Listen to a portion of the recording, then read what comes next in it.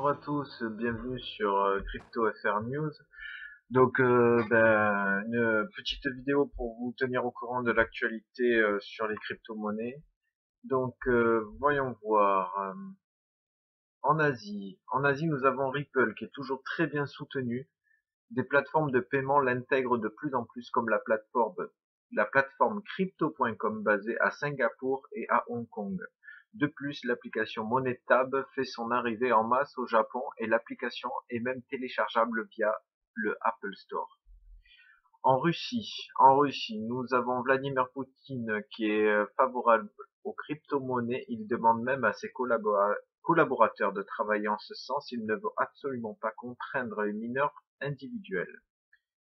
Alors, partie centrale vers l'Europe, nous avons des plateformes de paiement distribuant des cartes bancaires chargées en crypto-monnaie qui sont réticentes au Bitcoin.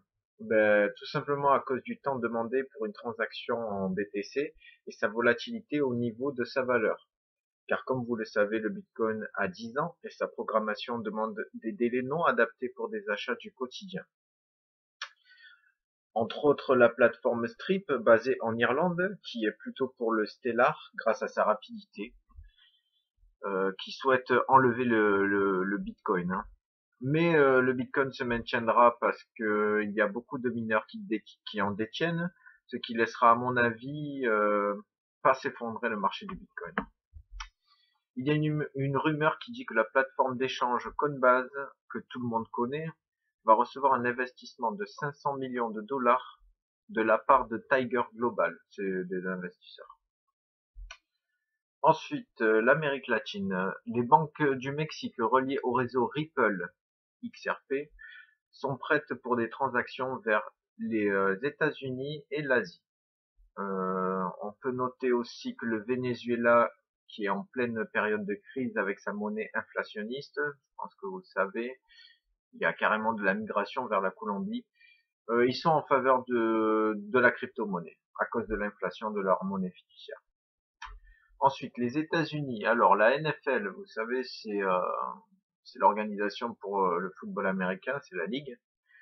Ils lancent la Crypto Cup pour permettre aux adorateurs du football américain de parier sur les résultats des matchs et donc du classement final. Les gagnants recevront leur récompense en crypto-monnaie Dash.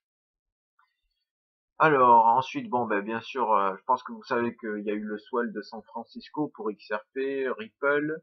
On commence à avoir des infos qui commencent à sortir. Donc on voit leurs partenaires qui annoncent une présence mondiale concernant les transactions bancaires transfrontalières. Donc ouais, ils annoncent qu'ils vont vraiment être partout dans le monde. Et ils ont le soutien de Bill Clinton. Bon, vous savez que il a été payé, je crois, 500 000 dollars pour soutenir Ripple.